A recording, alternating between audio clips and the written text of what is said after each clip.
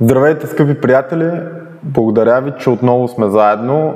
Вие сте в платформата на Grand Analytics, където заедно оценяваме публични компании, търгувани на българската фондова борса.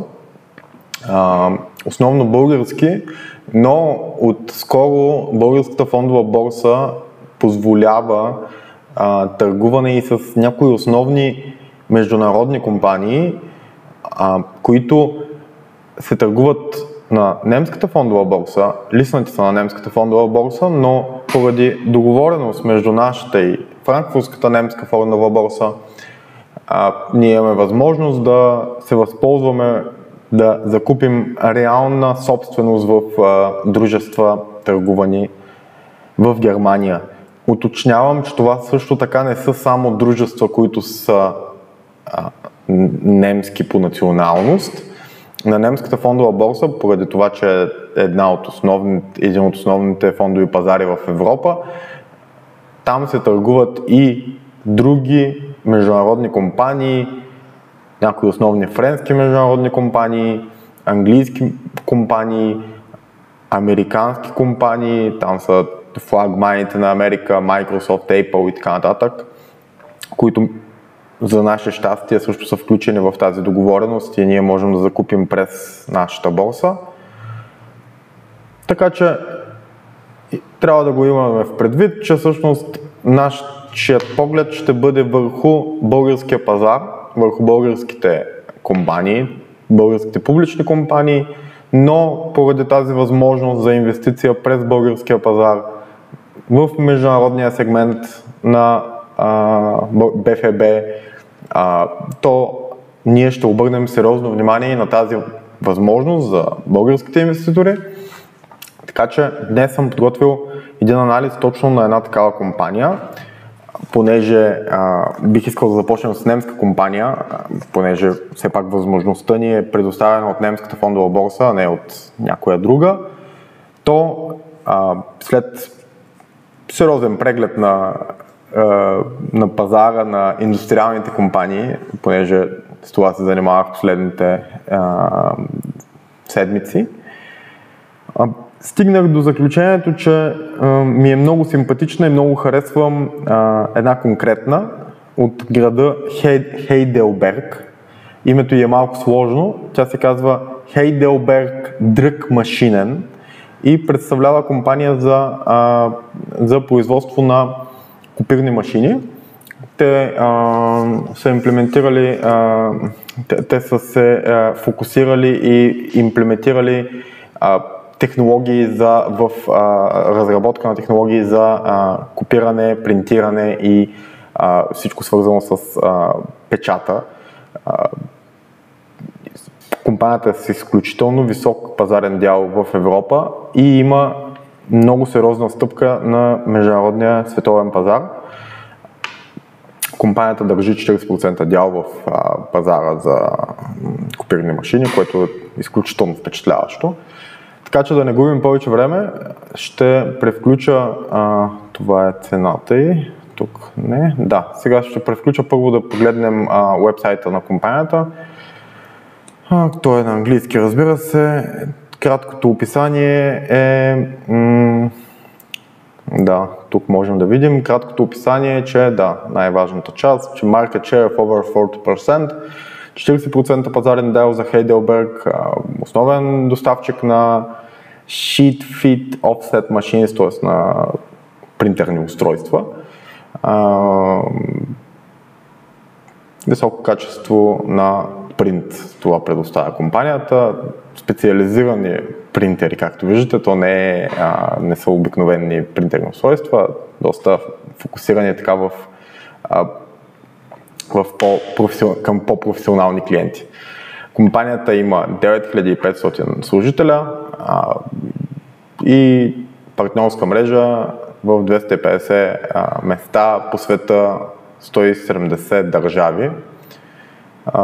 87% от всичките ѝ продажби са от международните пазари, което я прави по същество една изцяло 100% международна компания, фокусирана в Германия, както казахме. Така, толкова за толкова за основното представяне на компанията. Сега да обърнем малко внимание върху реалната оценка, която съм подготвил на финансовото представяне на компанията. Тук отново започваме с представянето, което току-що направих през вебсайта им. Тук в оценката на моя вебсайт, ако влезете да я видите, ще видите също така основни думи за компанията, къде тя е фокусирана, основните технологии. Нали, всяка една оценка, която правя, започва с преглед на основната дейност, основните пазари и състояние на компанията в думи и в история на компанията, така да кажем. И после, разбира се, преминаваме към съществената част, която е всъщност финансовото представяне на дружеството. Компанията е стара, както виждате, от 1850 година, т.е. с една изключително богата история, финансова история. Можем да се върнем много назад да разгледаме как се е представила през различните периоди на историята, но разбира се за текущата оценка, за текущата ни преценка дали да инвестираме в това дружество. Аз не мисля, че това е необходимо, затова винаги в моите прогнози, в моите оценки аз се връщам до 5 години назад в историята, в финансовата история на всяка една компания, която разглеждам, като разбира се имам информация и за предходните години и винаги мога да ги отворя и да ги видя за назад. Така, започваме с историческото представяне, както казахме. Сега, основните пера по отчета за приходи и разходи съм ги оставил на английски. Не мисля, че това е проблем, понеже финансите по принцип те са международна тематика и една основна част от термините са английски. Затова мисля, че е хубаво да свикнем да използваме и чуждите наименования на тези пера от отчета за приходи и разходи. Така че да, надявам се сте запознати. Revenue всъщност са приходите на компанията. Виждаме развитието им през годините. Движат се около 2 милиарда е това. Всички цифри са в милиони евро. 2 милиарда и половина, 2 милиарда през по-слабите години. Тук покрай COVID кризата и те са имали лек спад, което очаквано може би. Сега, тук ако се придвижим надясно, ще видим ръста на продажбите в процентно измерение. Виждате тук спада, за който говорихме, иначе през останалите години имат нормален ръст, но между 3, 10, даже 15% на места. Средно е 0,5 за последния период, поради изключително големия спад през COVID периода, който беше затворил целия свят и принтерната индустрия, печатната индустрия също е претърпяла този спад. Така че да, приходите аз ги прогнозирам, както виждаме, тук имаме някакви много сериозни ръстове през последните 2 години. Аз съм доста умерен в прогнозата си в случая, понеже смятам, че компанията е достигнала вече доста нивото си на матуритет, т.е. на зрялост и не очаквам някакъв невероятен ръст през прогнозния период, който трябва сега заедно да прогнозираме. За годините от 2024 до 2026 аз съм приел прогноза 2% на година ръст на приходите. Мисля, че е доста консервативна и може да бъде завишена. Със сигурност няма да сбъркаме, ако завишим тази прогноза. За Cost of Goods Sold, това на български е себестойност на продадените стоки, т.е. всички разходи за покупка на материали, за покупка за външни услуги, за изработката на цялата продукция на компанията, на всеки един продукт, който те са продали. За изработката му компанията има директни разходи, които трябва да вложи.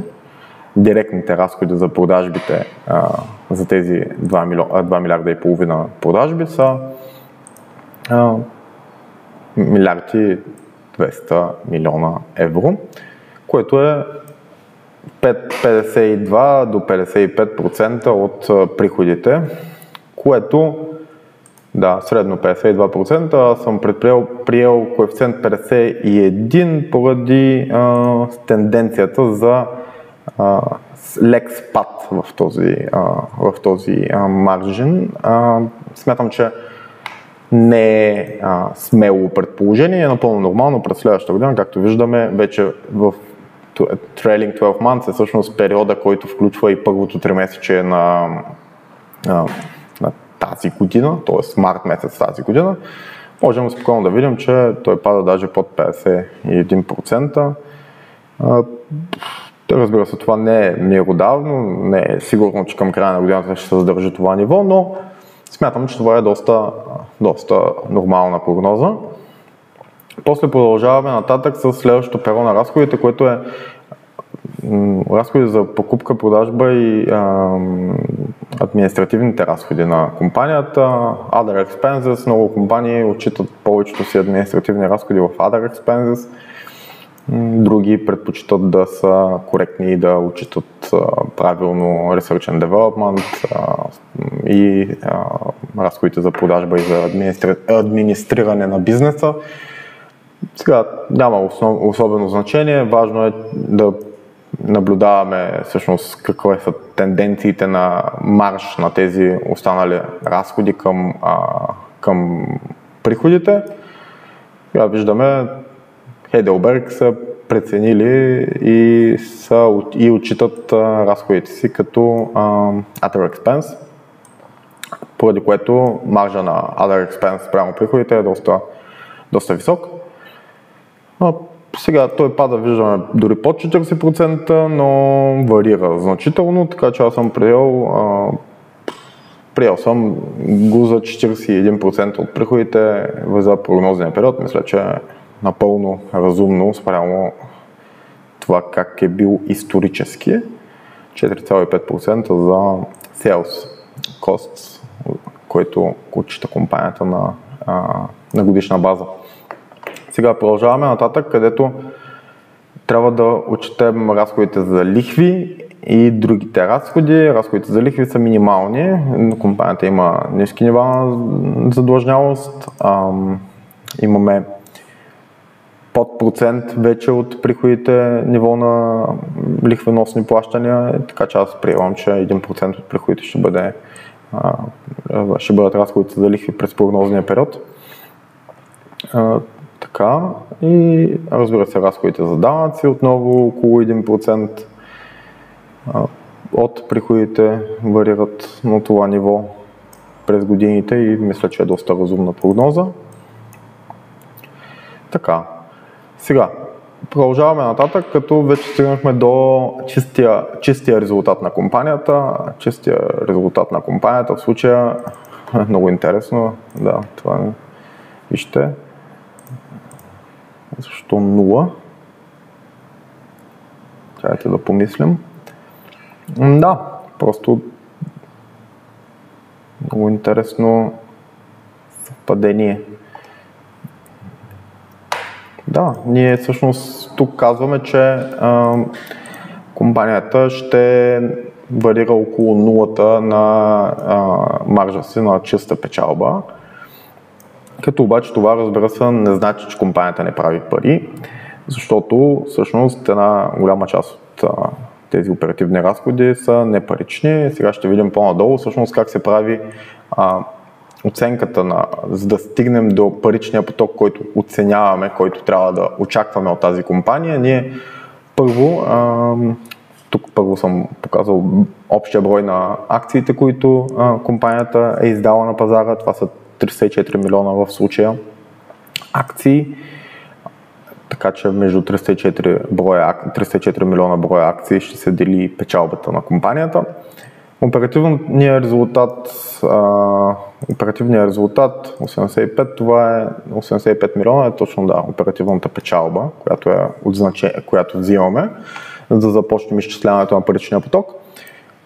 От оперативната печалба се изважда разхода за лихви, който прогнозираме, че ще се случва, т.е. който очакваме да се случва за напред. Тук разхода за лихви се различава, както виждаме, от прогнозата ни по-горе, защото ние всъщност тръгваме преди осъществяването на този разход. Ние взимаме 20%, колкото е corporate tax rate на Германия от 85 милиона от оперативната печалба на дружеството. Това е всъщност метода на изчисляване на лихвите, които ние включваме в очаквания паричен поток. Depreciation and Amortization, това е разходите за амортизация, които се добавят обратно, т.е. те веднъж са били извадени от оперативната печалба по-горе, но за целите на паричния поток, понеже те са непаричен разход, те се добавят обратно. И всъщност имаме около 80 милиона, виждаме и исторически също подобни цифри, около 80 милиона амортизации, които ние трябва да си добавим обратно към паричния поток. Сега стигаме до един съществен момент на оценката. Ние трябва да вземем, разходите за амортизации са основно исторически, както са се случвали. Ако няма планове за огромни инвестиции в дълготрайни активи, които да се амортизират за бъдещето, ние можем спокойно да приемем нивото на амортизации, историческото ниво на амортизации за бъдещето на компанията. Сега обаче стигаме до един момент на CAPEX, се нарича. Това е нивото на капиталовите вложения, капиталовите разходи, които компанията трябва да прави, за да осъществява растеж първо, т.е. да и нарастват приходите, и второ, за да поддържа нивото си на текущи приходи, т.е. да запази текущите си клиенти. Сега, на най-прости думи, това представлява разхода, който компанията прави, за да развива нови продукти и за да усъвършенства текущите си.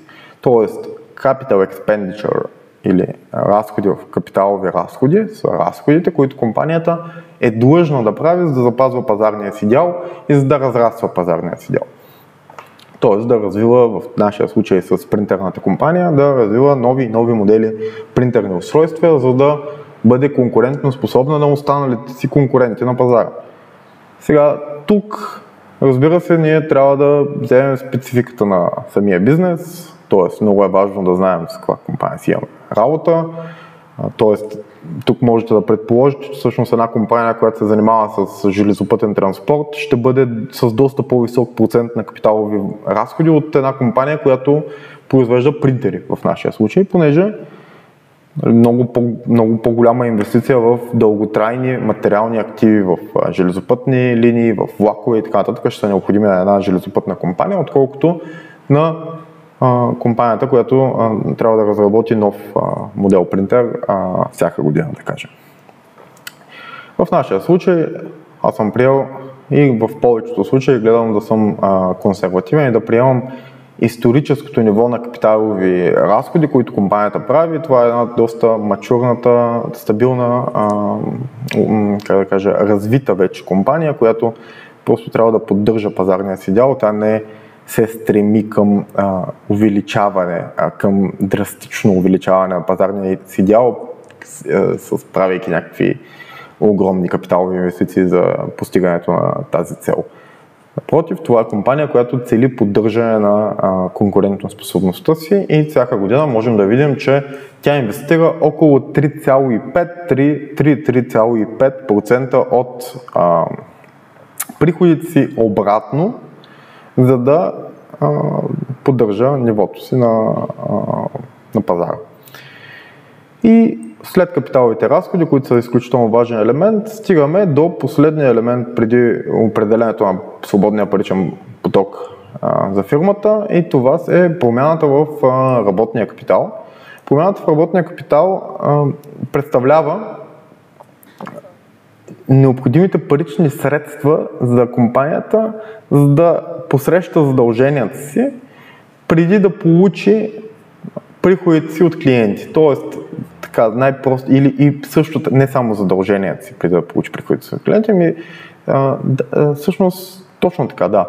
Компанията трябва да има възможност, налични парични средства, за да плаща на доставчиците си на материали, да плаща на доставчиците си на външни услуги, да посреща задълженията си, оперативните си задължения, преди да влязат постъпленията от продажбата на продукта, който изработва компанията. Тоест, ние разработваме една принтерна машина, тя вече е измислена от R&D отдела, т.е. разхода за нейното създаване е на горния ред, както говорихме, но за да бъде произведена, на нея ние предварително трябва да инвестираме някакви средства, които после ще се върнат пред нас под формата на приходи, но първо е нашата инвестиция, която ние трябва да осигурим през текущата година, ако искаме ръст на приходите през следващите години. И всъщност ръста на приходите винаги е свързан с едно ниво на увеличение на нуждата от работен капитал. Исторически погледнато ние можем да видим всъщност какъв процент от приходите е била нуждата от този работен капитал и да сравним с горните маржове на ръст на приходите. Сега, разбира се, това е изключително субективно, но може да бъде изчислявано и по други методи. Това е по преценка на анализатора точно колко според него ще се очаква на годишна база компанията да е нужно да инвестира в работен капитал. И в нашия случай тук аз съм преценил, че по 50 милиона годишно компанията е нужно да заделя за работен капитал, понеже за производството на техниката, която произвежда компанията, е необходима тази инвестиция. Както исторически можем да видим, че се върти около на моменти даже стига до 5%, понякога пада работния капитал. Сега това е моето заключение, че компанията има нужда от 50 милиона годишно за това. И така стигаме до свободния паричен поток, който в нашия случай е по 17 милиона годишно. Имаме терминален паричен поток, на който също трябва да обърнем внимание. Той представлява паричния поток през годината, следващата, последната прогнозна година, която имаме, и изчислява се по абсолютно същия начин, като единствено не взима в предвид увеличението в работен капитал, понеже се предполага, че този период, след като дисконтирането на този период, определенето на стойността след прогнозната година, т.е. след 2026 нататък. За компанията се предполага, че тя ще е вече в един абсолютен постоянен темп на ръст. Най-често 1% се предполага, че е ръста в дългосрочен период. И там остават само капиталовите разходи, които също трябва да бъдат нормализирани за този дългосрочен период, т.е. могат да бъдат по-ниски от прогнозния период, който очакваме някакви по-големи темпове на растеж. Така че, както виждаме, аз в момента съм приел изключително консервативен подход, понеже съм заложил доста високи капиталови разходи и разходи за оборотен капитал, с изключително ниска прогноза за растеж на приходите на компанията и тук, ако продължим по-надолу, ще видим всъщност как определям цената на капитала на компанията. Цената на капитала, това вече сме го споменавали, е изключително важно, понеже всъщност това значи колко очакваме ние като инвеститори от тази компания да ни възвръща тя на годишна база, за да вложим средствата си в нея. Тоест, какви са нашите очаквания за нормалната възвръщаемост от този бизнес на база на нейните рискове, на рисковете, които инвестирането в този бизнес той ни носи. Това са вече формули, които можем да се задълбочим по-детайлно в друго видео, но всъщност Много е важно индустрията на компанията, която е machinery в нашия случай, с което се определя рисковаността на индустрията. Много е важно държавата, в която се намира компанията и държавите, в които оперира, които в нашия случай също са изключително ниско рискови. Германия, Европейския съюз и международни държави, които са от по-висок ниво на развитие. Важна е данъчната ставка на компанията в държавата, в която се намира, и по този начин всъщност се определя възвръщаемостта, която очакваме ние от собствения си капитал. Ето тук съм го пресметнал, 8,7% за нашата компания, и възвръщаемостта по-надолу, която очакват кредиторите на компанията от нея, т.е. собствениците на облигации, собствениците на облигации и банките, които са отпуснали кредити на нашата компания. Изключително важно е колко всъщност е задлъжнялостта на компанията за пресмятането на тези коефициенти. Задлъжнялостта в нашия случай е само 18% от собствения капитал, т.е. ако имаме 100 милиона общ капитал, то 20% е дълг, 80% собствен капитал или близко до тези размери. Тоест имаме изключително ниско ниво на задлъжнялост, което прави цената на собствения капитал сравнително ниска. 8% в случая, цената не на собствения капитал, извинявайте, цената на капитала, цената на която компанията привлича капитала е 8% спрямо нашата оценка. И достигаме до заключителния момент, който всъщност представлява оценката на стойността на компанията, където целта, в крайна сметка, поради която правим всички горни анализи и сметки. И всъщност тук достигаме до следните прогнози и заключения. Имаме стабилен ръст, както казахме, 1% след прогнозния период от 2026 нататък. Прогнозираме, че тези приходи ще растат с по 1% на година, не повече. Тоест, отново сме умерени, както трябва да бъдем в терминалния паричен поток. Имаме прогноза за CAPEX 3%, както виждаме, тя е 3,30 в прогнозния период.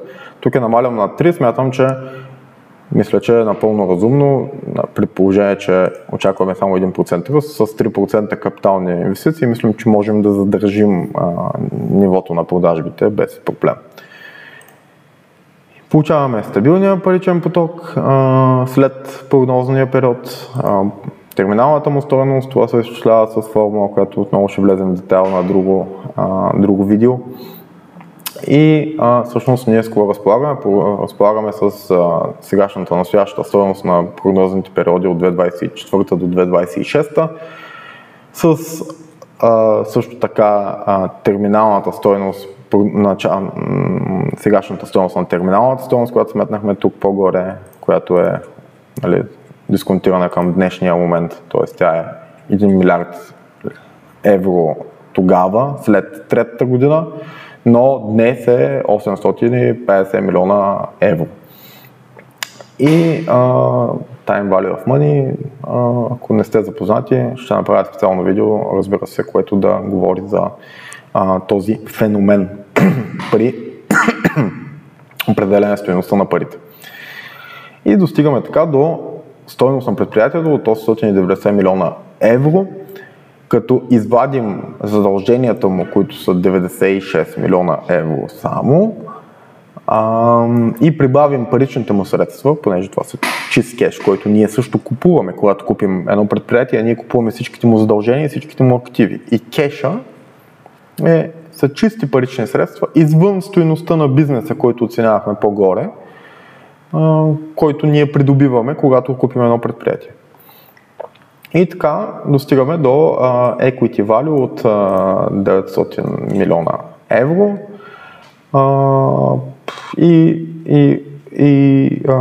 които са 900 милиона евро, всъщност ние определяме стойността на целия капитал на дружеството, т.е. на целия собствен капитал на дружеството, на капитала на собствениците, на акции на дружеството, с което ние, разделяйки на общия брой на акциите на дружеството, които са 300 милиона, ние достигаме до заключение, че всъщност дружеството има една справедлива стойност от поне 3 евро сравнена с текущата пазарна цена, която в случая, тук мога да я видя по-детално, да, тя в момента е евро и 16 цента. Тоест ние оценяваме, че тази компания се търгува под справедливата си стойност спрямо очакването и представяне за в бъдеще и очакваните приходи и печалби, които ние бихме получили, бидейки собственици на това дружество. Тоест, това е една прогноза, която заключава, че всъщност е добре да придобием тези акции на цена от евро и 16 цента. Сега, разбира се, всички тези асъмпшени, които ние направихме тук по-горе и по-долу, всичко това е прогноза и то е с цел ние да предположим какво ще се случва в бъдеще с тази компания. Можем да бъдем изключително амбициозни в прогнозите си, т.е. да имаме изключително високи очаквания от компанията, която би увеличило стойността, която изчислим накрая за нея, което обаче може да ни залъже и да помислим, че купуваме компания, която е с много висока реална стойност, на ниска цена, но това да не е реално така. Можем да занижим също така всички тези очаквани ръстове и изобщо да направим компанията да изглежда по-зле, отколкото тя реално би била. Това е доста консервативният подход, който в случая аз съм предприел с оценката на това дружество. Така че когато предприемем консервативен подход при оценката и накрая достигнем до заключение, че всъщност цената е по-висока от стойността на компанията е по-висока от текущата и пазарна цена, то ние, сравнявайки с останалите видове анализ, можем да вземем решение за покупка на собственост в това дружество. Сега набързо, понеже видеото стана дълго, мога да ви покажа и ето е всъщност и графиката на цената, как се е движила. В момента виждаме, че на едно доста ниско ниво, даже е била паднала под евро, да, много интересно. Била е паднала под евро, сега се е възстановила, но да, всъщност най-високото ниво на цената на акцията на Heidelberg е било през 2022 година, когато се е търгувала на 3 евро, както ние прогнозираме, че би следвало да струва тази компания и днес, т.е. ние можем да очакваме едно възстановяване до там, ако всичко се случи както ние го прогнозираме или по-добре, разбира се, понеже пак повтарям, нашата прогноза е доста консервативна. Сега аз бих искал, този шит търсех, бих искал да хвърлим един бърз поглед и на последния вид анализ, който ние трябва да предприемем преди покупката на каквато и да е собственост в дружествен капитал. Това е така наречения сравнителен анализ. Това е отново на моят сайт garantburgas.com, сектор международни дружества. Тук, ако влезете, можете да видите отдолу по шитове са различните индустрии. Първи шит, индустриалните дружества, тук попада нашата Heidelberg и виждаме, аз ще направя отделно видео, в което да обясня какво представлява точно тази платформа, всичките и коефициенти, как се оценяват компаниите и така нататък. Но в нашия случай ние сега ще говорим само за Heidelberg, която, ето тук ще маркирам целия ред и ще можем, ще можем да отличаваме от останалите. Така, сега, тази компания, аз съм я класирал на 19-то място, което е едно изключително ниско класиране за спрямо представянето и цената й. Тоест, тук, както виждаме, имаме доста компании, които спрямо моята платформа на сайта са по-добри за инвестиция. Но Разбира се, е хубаво да правим и оценка на вътрешната стойност, когато направихме по-рано, на всяка една от тях, преди да предприемем каквото и да е решение свързано с тях. Сега, Heidelberg е на 19-та позиция, но разглеждайки детайлно всъщност какви са показателите, ние можем да видим, че всъщност те не са толкова лоши. Тя е на ниска позиция поради това, че е загубила пари през последните 5 години, т.е. средно през последните 5 години тя има загуби, има нетни загуби, което прави price earnings коефициента и доста за последните 5 години доста нисък, което не е доста нисък, ами направо губещ, което я класира доста назад. Но през последните 3 години, през последните 12 месеца, компанията има price earnings коефициент 12, което значи, че тя струва 12 пъти колкото и е печалбата на акция. Тоест, ако тя струва 1 евро, то една акция печели средно по 12 цента, 12-15 цента на година. Тоест, това е един не лош коефициент, всеки един коефициент под 15 може да се каже, че е приемлив, т.е. не е толкова скъпа компанията в момента спрямо представянето си. Тук е изключително ниска маржините на печалба са изключително ниски, но отново трябва да имаме предвид тук сектора, в който се намира дружеството, т.е. сектора, в който се намира Heidelberg, индустриални, има друг вид бизнеси, които са с по-високи маржове на печалба. Производството на принтери води до следните маржове, което включва и в смисъл тук са включени амортизациите и може би е напълно нормално да има такива ниски маржове Heidelberg. Не би трябвало това да ни притеснява. Return on equity също е ниско. Това е възвръщаемостта към собствения капитал. Ще направя отделно видео за тази платформа, разбира се. И сега тук вече, ето вижте колко е интересно. Тя е класирана с оценка 9 спрямо price earnings коефициентите на платформата. Тоест, едно много ниска оценка. Оценките са от 1 до 38, класирането е от 1 до 38, като 38 е най-добрата, 1 е дъното. 9 е доста ниска оценка спрямо price earnings коефициентите, но като преминем тук по-надясно и обърнем внимание на Enterprise Value EBITDA коефициентите, които всъщност са друг подход към оценяването, който не взима в предвид амортизациите, т.е.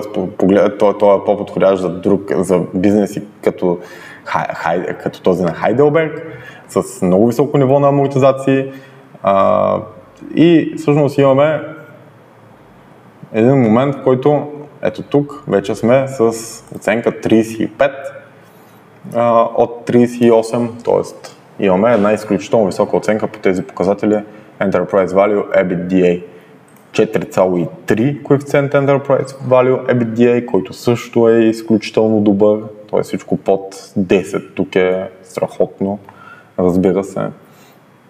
И марж на оперативната печалба, който е нормален.